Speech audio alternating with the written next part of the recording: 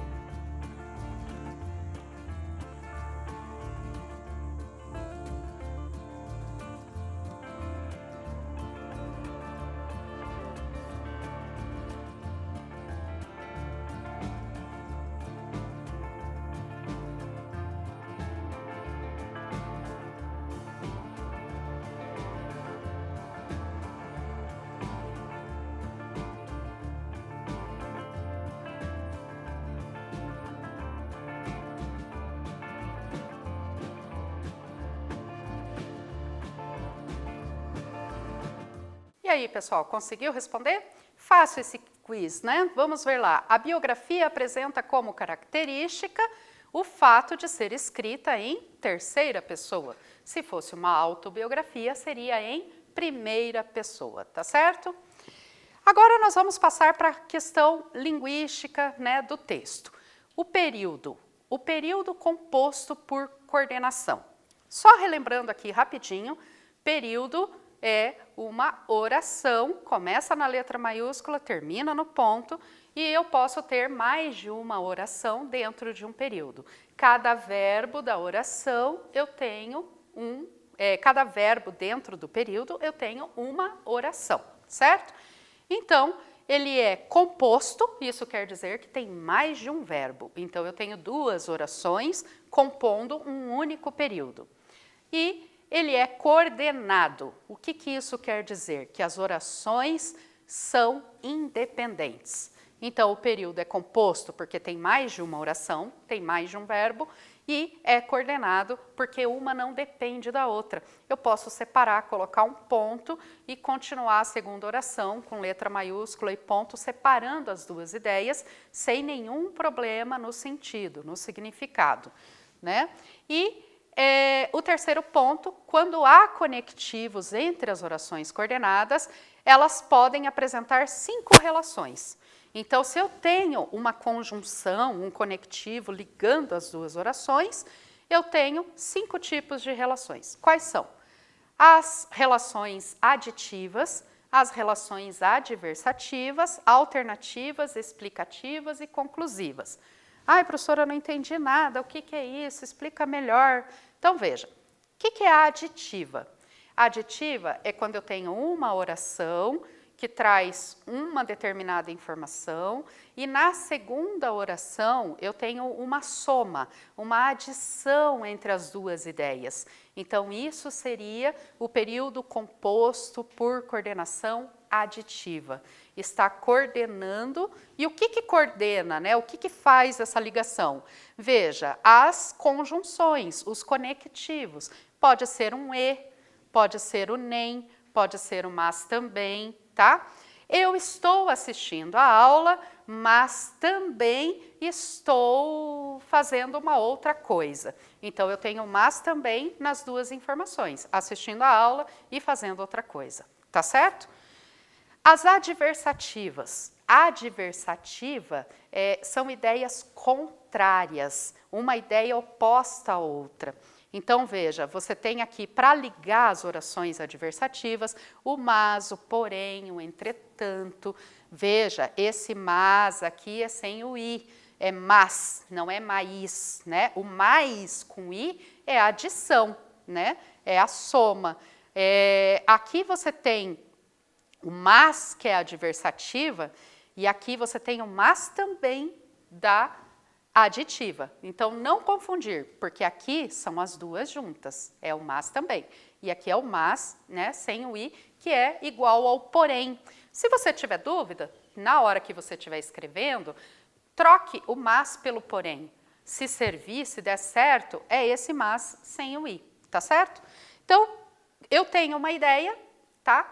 Eu estou assistindo a aula, mas eu gostaria de estar fazendo outra coisa. São ideias contrárias, são ideias que se contrapõem, né? Então, por isso, eu poderia trocar o mas por porém. Eu estou assistindo a aula, mas eu gostaria, porém, eu gostaria de fazer outra coisa. Ou, eu estou assistindo a aula, entretanto, gostaria de... E aí você faz a sua frase, tá? A terceira, que é a alternativa, o que é a alternativa? Eu coloco opções, por isso alternativa. Ou você assiste a aula, ou você lava a louça. As duas coisas ao mesmo tempo não dá, né? Então, eu tenho alternativas, eu posso escolher uma ou outra. Então, seja você aluno, seja você professor, você pode aproveitar essa aula. Então, você tem alternativas. Por isso, as duas estão juntas na mesma oração, ou seja, e outras. As explicativas, quando eu explico uma situação.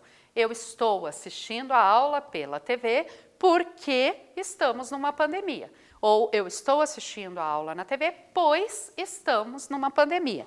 Lembrando que esse pois aqui é igual a esse porque, que é junto sem acento.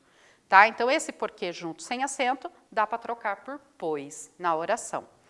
E, por fim, a conclusiva é aquela oração que me leva a uma conclusão. Então, a frase famosa de René Descartes, né? Penso, logo existo. Primeira oração, penso, primeiro verbo. conclusão desse pensamento é a existência, é existir. Então, penso, logo existo. Né? Ou penso, portanto existo. Toma cuidado para não confundir esse logo com o logo de depressa. Ah, faça isso mais rápido, faça isso logo. Esse é um outro logo. São duas palavras bem diferentes. Então, esse logo é o logo de portanto. Existem outras conjunções, por isso que eu tenho aqui etc. para todas elas.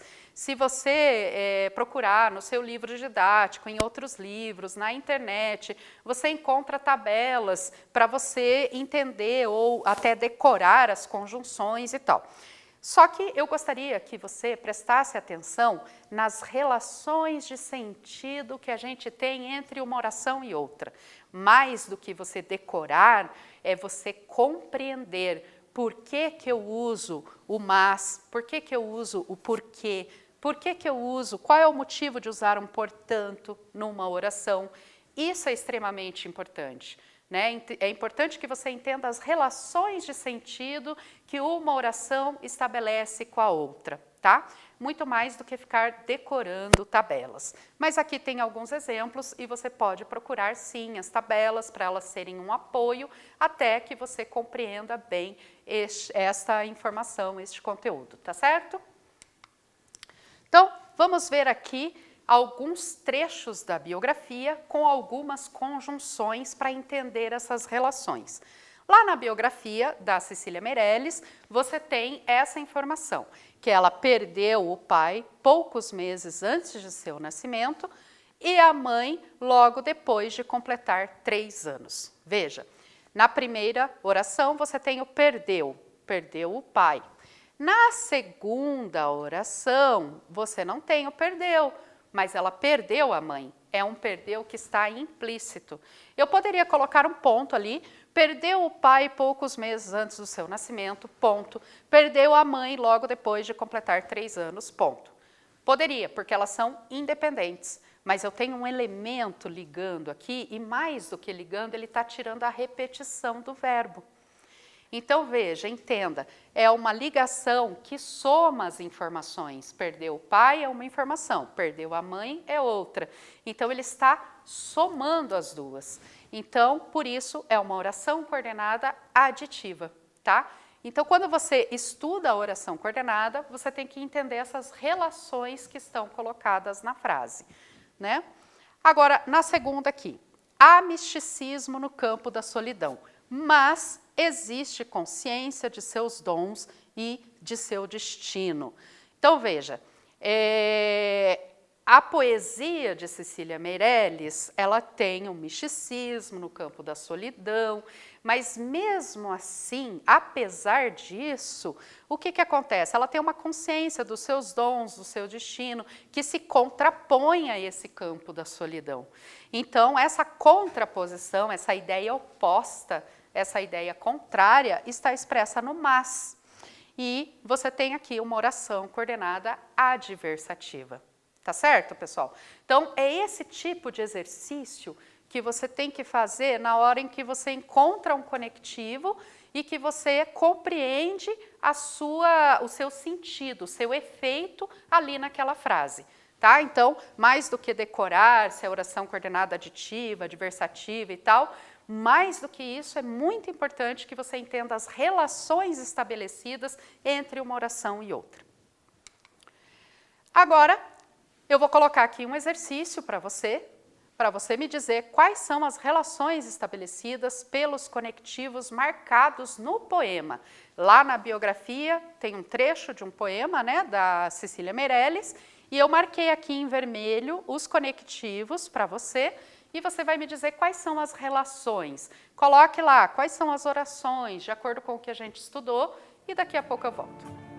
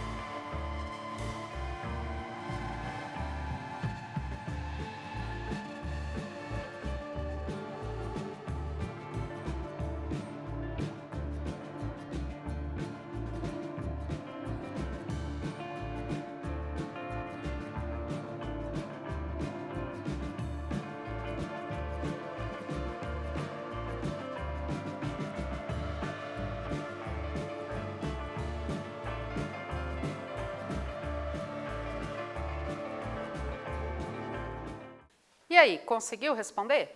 Vamos lá. Eu canto porque o instante existe. Ou seja, eu canto e existe um motivo para eu cantar, né? O instante existe. Então, eu estou explicando este motivo. Oração coordenada explicativa.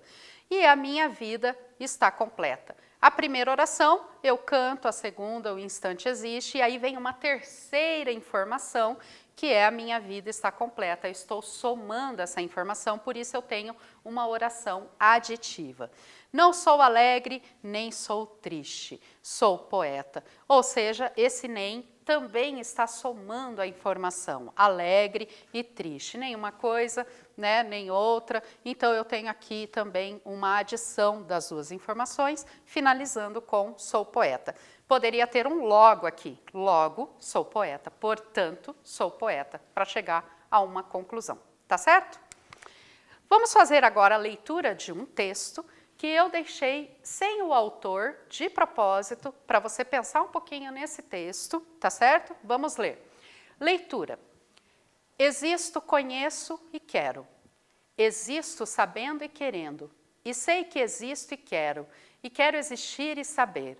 Repare quem puder, como a vida é inseparável nestes três conceitos. Uma só vida, uma só inteligência, uma só essência, sem que seja possível ou operar uma distinção, que apesar de tudo, existe.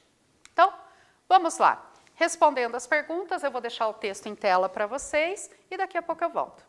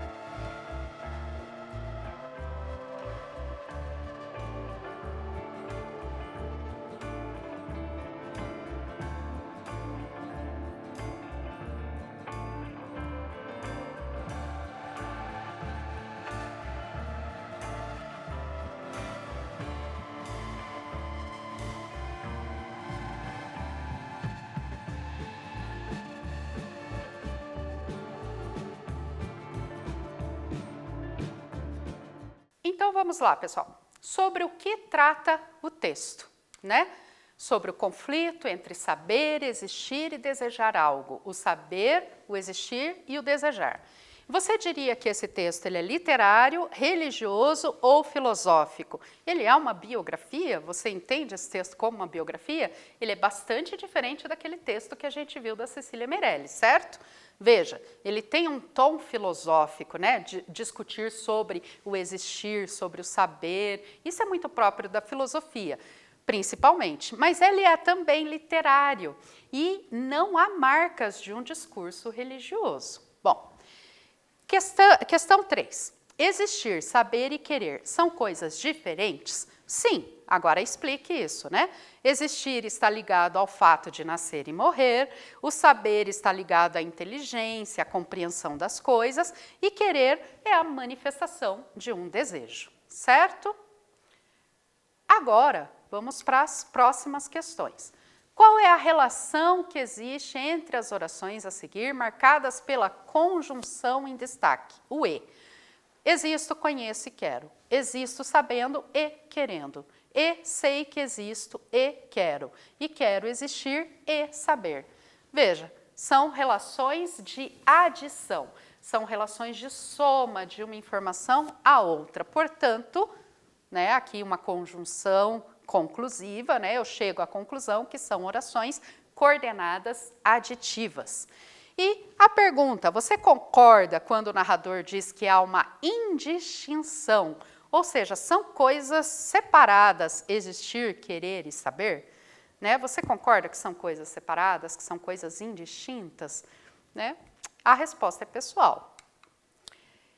Esse trecho é um trecho das Confissões de Santo Agostinho, uma autobiografia que ele chamou de Confissões. Então, nas suas confissões, ele vai discutir várias questões filosóficas, religiosas, num tom literário, né? É considerado um clássico da literatura, da teologia e da filosofia mundial. As suas confissões, elas foram escritas aproximadamente entre os anos 397 e 398.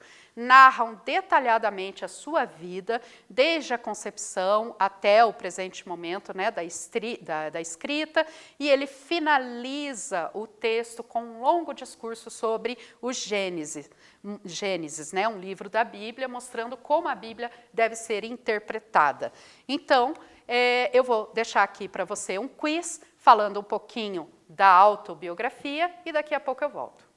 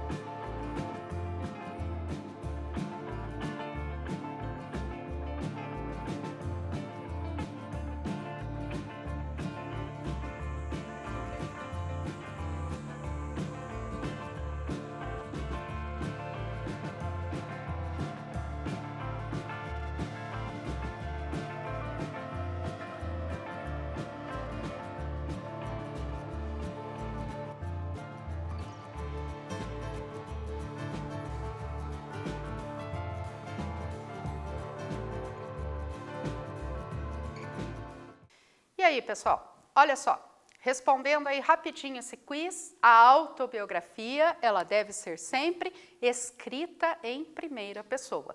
A gente viu no trecho das Confissões de Santo Agostinho que ele fala, existo, quero, né, desejo. Então, você sempre tem em primeira pessoa a autobiografia, tá certo?